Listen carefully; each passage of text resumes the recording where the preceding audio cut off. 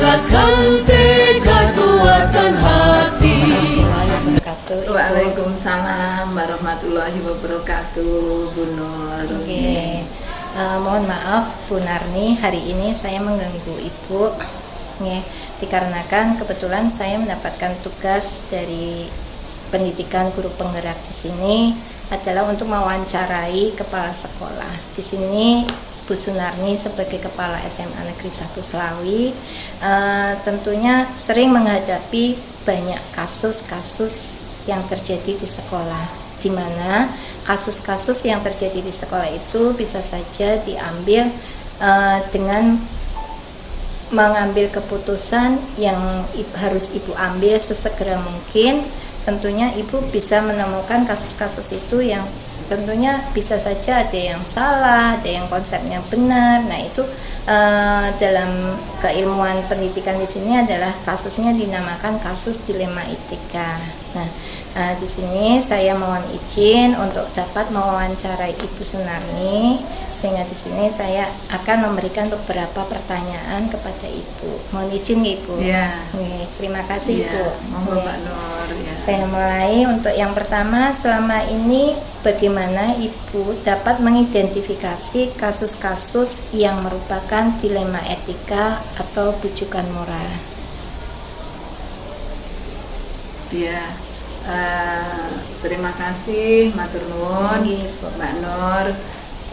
Untuk mengidentifikasi kasus-kasus dilema etika itu kita yang pertama adalah melalui sekolah itu kan punya tim, sehingga kita mengidentifikasi dari tim sekolah, ada tim kesiswaan, ada tim BK, ada wali kelas.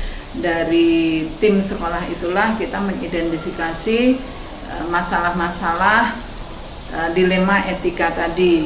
Nah, di samping itu juga melalui laporan dari berbagai pihak, dari orang tua, dari masyarakat, itu juga kita akomodir. Kebetulan juga di sekolah itu kan juga ada kotak saran, kemudian ada juga kita membuat admin yang laporan masyarakat, laporan orang tua.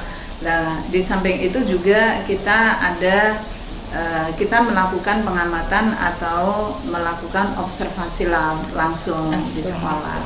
Gitu.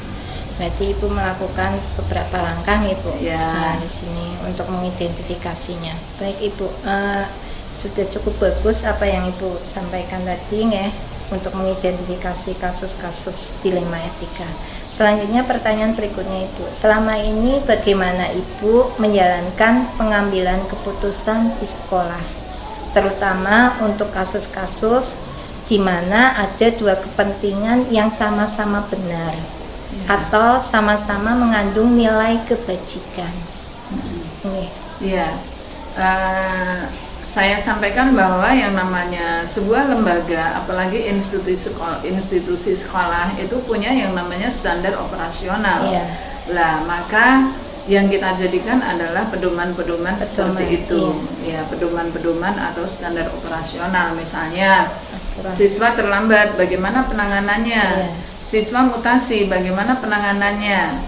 Siswa tidak masuk sekolah berhari-hari atau siswa tidak melakukan pelanggaran, maka sekolah itu ada SOP-nya, maka kita larikan ke SOP sekolah.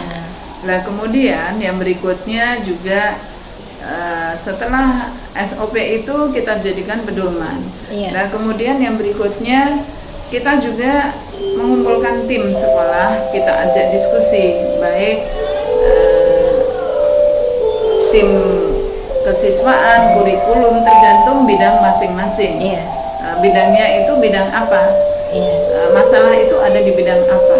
Maka kita mengumpulkan tim, dan kemudian kita meminta saran, mendengarkan bagaimana suara teman-teman tim itu. Dan selanjutnya kita bedah atau kita lihat SOP sekolah. Nah, berdasarkan SOP sekolah itu maka kita memutuskan. Nah, muaranya juga bahwa semua yang kita putuskan itu adalah untuk kepentingan sekolah dan untuk kepentingan anak-anak. Orientasinya adalah untuk kepentingan sekolah dan kepentingan anak-anak. Baik Ibu, saya paham dari apa yang Ibu sampaikan tadi. SOP menjadi pedoman dan Ibu juga menggunakan tim sekolah untuk menyelesaikan masalah tersebut. Yang bermuara semuanya untuk kepentingan sekolah dan kepentingan anak. Betul. Selanjutnya Ibu, untuk langkah-langkah atau prosedur seperti apa yang biasa Ibu lakukan dalam mengatasi masalah-masalah ini? Iya, prosedur yang kita lakukan jika masalahnya itu masalah yang sangat krusial, kita memang mengedepankan untuk kerja kolektif atau kerja kolaborasi. Sehingga langkah yang pertama kita itu mengumpulkan tim. Nah, kemudian kita minta saran-saran, kita mendengarkan saran-saran dari tim. Nah, di situ juga yang selalu kita budayakan bahwa orientasinya memang adalah orientasi untuk kepentingan sekolah dan kepentingan anak-anak. Maka visi dan misi sekolah itu juga menjadi penting. Nah, kemudian juga SOP itu juga kita jadikan pedoman. Nah, yang kita sampaikan juga ke teman-teman tim bahwa pada saat nanti pada saat bermusyawarah dan pada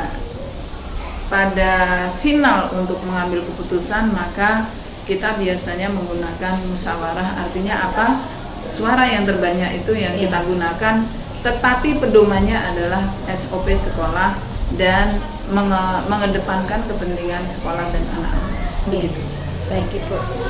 Selanjutnya untuk pertanyaan selanjutnya, hal-hal apa saja yang selama ini Ibu anggap efektif dalam mengambil keputusan pada kasus-kasus dilema etika Ibu? Iya, hal-hal yang efektif. Lah, hal-hal yang efektif itu untuk mengambil keputusan itu kadang kita berpikir cepat juga ya. Nah, maka yang paling efektif itu ya tadi adalah kerja tim, kemudian kolektif. Saya pasti kalau ada masalah, karena apapun ini adalah lembaga atau sekolah, maka selalu saya mendengarkan suara teman-teman tim. Jadi kerja kolektif, kemudian kerja kolaborasi. Nah, kemudian itu tadi SOP yang kita gunakan begitu. Baik Ibu. Berarti Ibu lagi-lagi mengangkat kerja tim. Memang ya Bu, ketika kita kolaborasi semuanya menjadi ringan Ibu. Tidak dipikul Ibu sendiri, karena nanti kalau dipikul Ibu sendiri jadi berat. Betul. Selanjutnya Ibu, hal-hal apa saja yang selama ini merupakan tantangan bagi Ibu dalam mengambil keputusan pada kasus-kasus dilema etika Ibu? Tantangannya kadang itu tadi, kadang persepsi orang itu kan berbeda. Persepsi orang dan persepsi kita itu kan kadang berbeda. Nah, maka yang paling berat ya itu bagaimana memahamkan, kemudian bagaimana memahamkan orang agar memahami bahwa keputusan ini memang keputusan yang adil, kemudian keputusan yang tidak memihak siapapun, tetapi semata-mata untuk kepentingan anak-anak dan kepentingan sekolah. Begitu. Berarti memang harus solid nih Bu. Betul. Selanjutnya mungkin ini pertanyaan yang terakhir Bu dari saya. Dari semua hal yang telah Ibu sampaikan, pembelajaran apa yang dapat Ibu petik dari pengalaman Ibu selama ini mengambil keputusan kasus-kasus dilema etika itu? Ya alhamdulillah saya belajar banyak hal. Belajar untuk sabar, belajar untuk mengendalikan emosi, belajar untuk memahami orang lain dan menghargai orang lain. Karena apa? Ternyata kita menganggap bahwa diri kita itu benar, tetapi ternyata pada saat kita duduk bersama belum tentu pendapat kita itu benar. Sehingga disitulah kita harus berlapang dada untuk menghormati orang lain, untuk menghargai orang lain. Ternyata apa? Ternyata masih ada pendapat atau ide yang lebih bagus dibandingkan dengan kita. Ada kebenaran lain begitu. Nah, di samping itu juga kita banyak belajar karakter orang lain. Nah, disinilah kita itu belajar meningkatkan, menurut saya adalah meningkatkan spiritual dan meningkatkan sosial, kecerdasan spiritual dan kecerdasan sosial. Itu menurut saya seperti itu. Itu Mbak Nur. Oke, baik Ibu. Saya bisa menggarisbawahi, jadi selama ini Ibu menyelesaikan kasus-kasus dilema etika itu bekerja sama dengan tim sekolah. Betul. Terus menggunakan langkah-langkah yang sudah ada SOP-nya. Selanjutnya juga Ibu sampai bisa memetik pembelajaran di mana belajar sabar, memahami karakter-karakter orang. Ini berlapang dada. Berlapang dada. Ini benar-benar benar-benar pembelajaran buat saya, Ibu. Mudah-mudahan saya bisa memahami dan bisa mengimplementasikan dalam nanti kesehariannya suatu ketika menghadapi kasus-kasus dilema etika, sehingga kita bisa berkolaborasi juga dengan yang lain dengan baik. Begitu, Ibu. Mungkin itu saja, Bu, yang saya sampaikan untuk wawancara ini. Saya hanya bisa mengucapkan terima kasih banyak kepada Ibu. Semoga Bu Narni senantiasa sehat dan bisa melaksanakan tugas-tugas keseharian Ibu sebagai Kepala Sekolah SMA Negeri 1 Slawi. Terima kasih. Assalamualaikum warahmatullahi wabarakatuh. Untuk pertanyaan yang pertama, Ibu, selama ini Ibu sebagai Kepala Sekolah, bagaimana cara mengidentifikasi kasus-kasus yang merupakan dilema etika atau bujukan moral? Ya, baik Bu, terima kasih pertanyaannya. Ini pertanyaannya sebenarnya cukup sulit dan mengandung dilema. Karena pertanyaannya adalah dilema etika, Ibu. Nah, dilema etika ini cara kita mengidentifikasinya tentu saja menggunakan regulasi, Ibu. Menggunakan regulasi. Iya, regulasi yang mungkin dari Permendikbudristek, dari Nodin, dari SE Dinas Provinsi, dari Pergub. Nah, itu yang menjadi rujukan ataupun acuan kita, apakah sesuatu yang kita putuskan untuk guru, untuk anak, untuk sekolah itu apakah benar atau tidak dari sana asal-usulnya.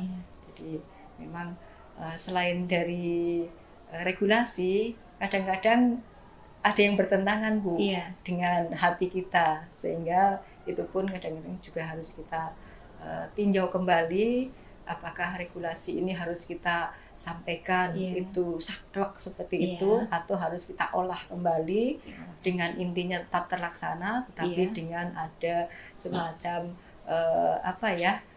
sentuhan hati yang tentu saja yang sehingga kita yang melaksanakan itu tidak ada beban terpaksa, tapi dengan kesadaran sendiri tetap enjoy melaksanakan. Terima kasih, Bu. Jawabannya berarti yang utama adalah mematuhi regulasi yang ada.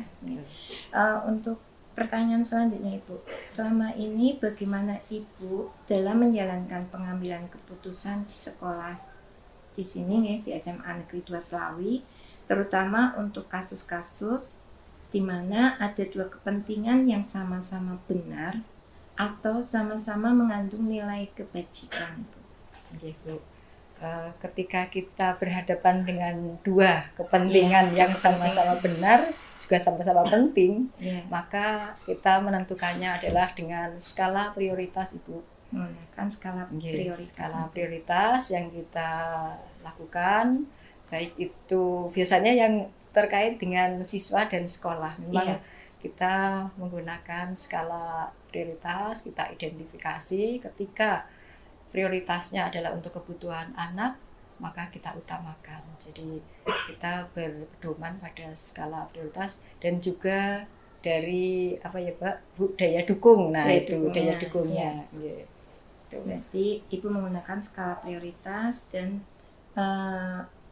menambahkan daya dukung yang ada, itu melihat kemampuannya, kemampuan yang sekolah miliki.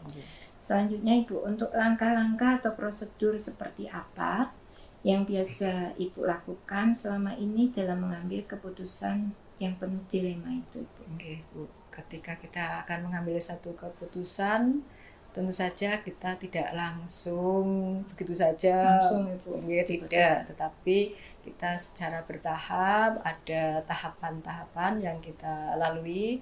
Yang pertama tentu saja kita identifikasi berdasarkan data yang ada, berdasarkan kita timbang dulu, kita lihat seperti apa sih permasalahannya, seperti itu. Yang kedua pasti saja kita kalau sudah terbentuk tim, maka kita memberdayakan tim, tapi kalau belum, kita bentuk tim baru. Minimal di sana adalah unsur-unsur yang terlibat adalah tim manajemen sekolah. Ada wakal, ada mungkin wali kelas, ada guru BK, bahkan orang tua juga kita libatkan. Setelah kita berkoordinasi dengan mereka, kita berdiskusi panjang, tentu saja mana yang baik dan seterusnya ditimbang lagi, baru kita menentukan keputusan. Itu pun dengan melihat bahwa apa yang kita putuskan diharapkan bisa diterima semua pihak, sehingga tidak membuat mereka itu dengan adanya keputusan yang kita tentukan mereka menjadi sakit hati atau yang lainnya. Itu yang paling penting, mereka menerima dengan legowo. Dengan lapang dada mereka bisa menerimanya. Intinya Ibu memberdayakan dari mengidentifikasi, memberdayakan tim sekolah untuk mengambil keputusan yang tepat dan biar bisa diterima oleh semua pihak. Untuk pertanyaan selanjutnya, Ibu, hal-hal apa saja yang selama ini Ibu anggap efektif dalam pengambilan keputusan pada kasus-kasus dilema etika? Selama ini hal-hal yang kami anggap cukup efektif untuk menyelesaikan sebuah dilema etika di sekolah. Ini yang pertama adalah kita sesegera mungkin, Bu. Mungkin. Atau tidak menunda satu permasalahan yang ada di sekolah sehingga tidak basi begitu. Begitu ada permasalahan, kita segera tanggap, lalu kita berkoordinasi dengan tim manajemen sekolah, membahasnya. Siapa saja pihak yang perlu kita libatkan, misalnya juga ada orang tua, ada komite. Ini juga setelah kita diskusikan baru kita lakukan untuk pengambilan keputusan. Jadi memang kita inginnya ada masalah, tidak harus sih misalnya di detik itu selesai. Tetapi ada target waktu yang ditentukan dan sebisa mungkin tidak lama. Begitu biar tidak berlarut, Bu. Mungkin terkoordinasi juga menjadi ringan tidak terlalu berat buat betul, karena tidak ada permasalahan yang berat ketika kita selesaikan secara bersama-sama atau berkolaborasi. Untuk pertanyaan selanjutnya, Ibu, hal-hal apa yang selama ini merupakan tantangan dalam pengambilan keputusan pada kasus-kasus dilema etika yang Ibu temui? Baik, Bu, untuk terkait dengan tantangan tantangan dalam mengambil kebijakan atau keputusan itu tentu saja banyak, Bu. Pro kontra itu biasanya ada pro kontra.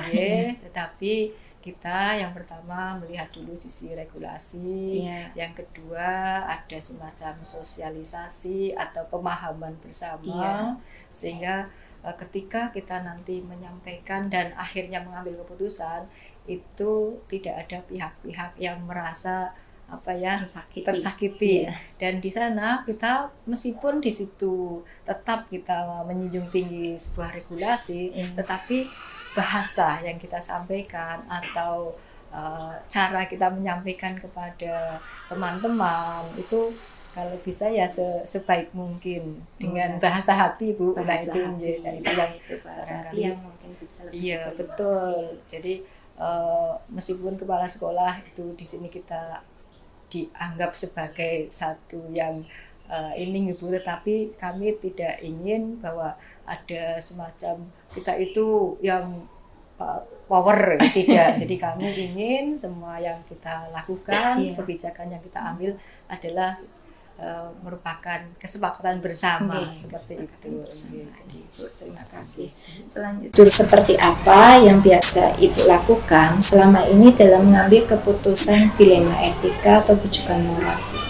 Langkah-langkah yang kami ambil itu biasanya kita harus menentukan siapa yang terlibat terganggu. Menentukan yang terlibat. Ya, yang terlibat itu dalam masalah tersebut itu melibatkan siapa saja. Ya, jadi kita akan mengambil keputusannya nanti akan lebih mudah. Kemudian yang kedua, mengumpulkan fakta-fakta. Iya. Dan ujian kemudian bekerja sama untuk SD kami atau tindakan kami selaku kepala sekolah cukup 4 saja, walaupun banyak ya langkah-langkahnya ya.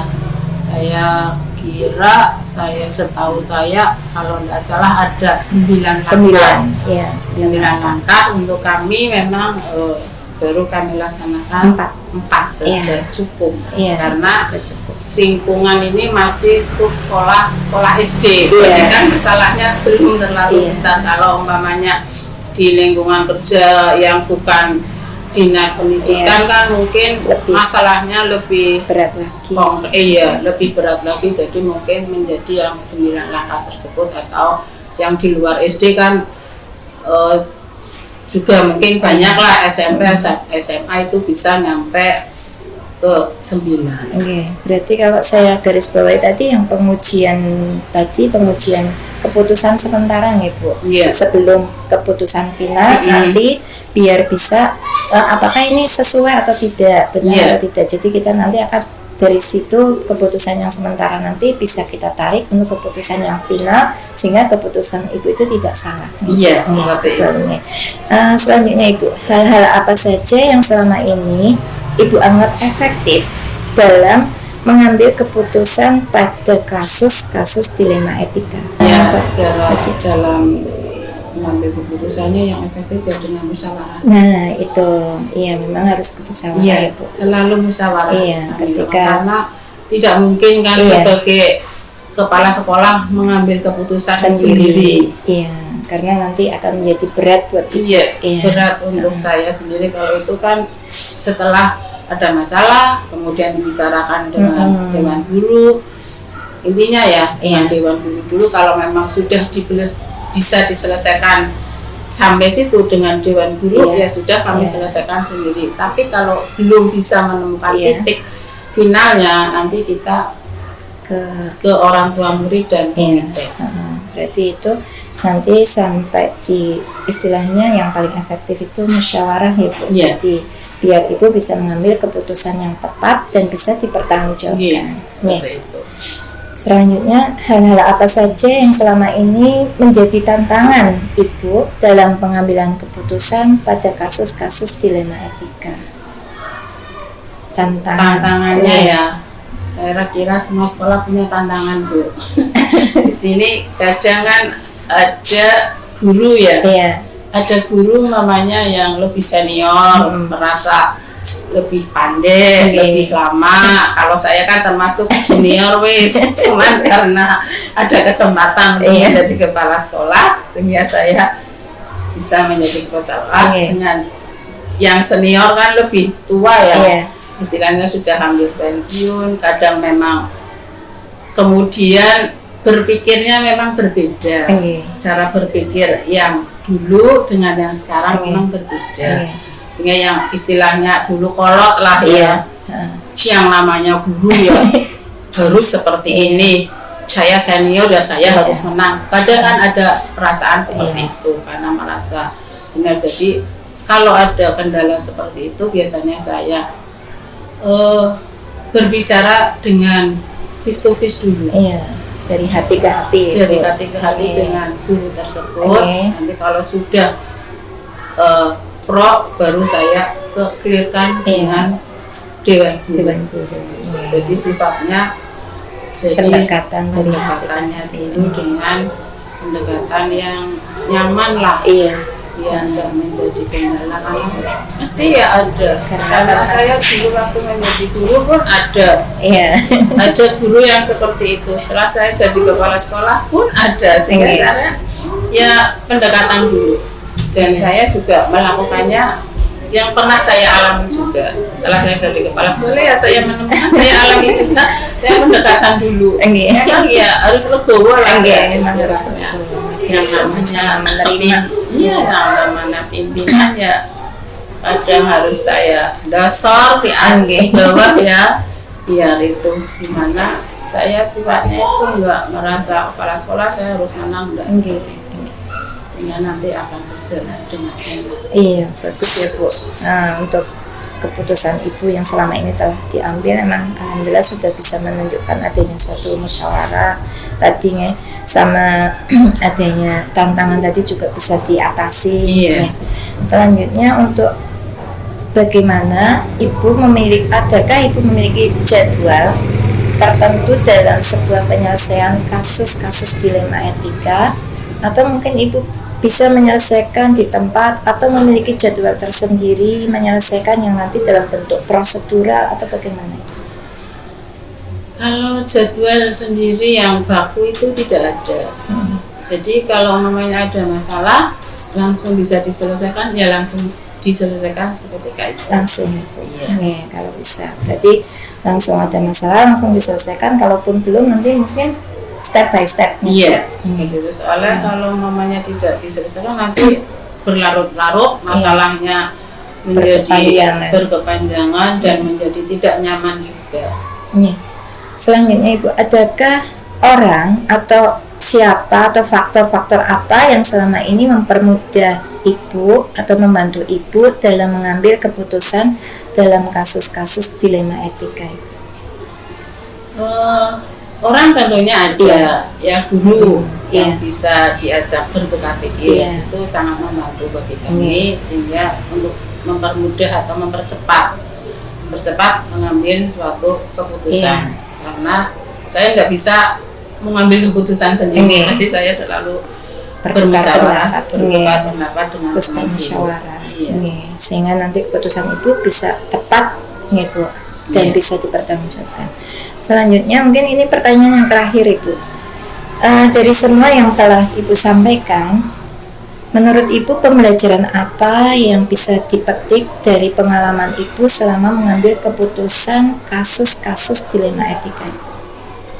Pembelajarannya, kalau kita mengambil keputusan yang tepat, akan menjadi belajar yang lebih mudah, bergerak lebih cepat, lebih maju.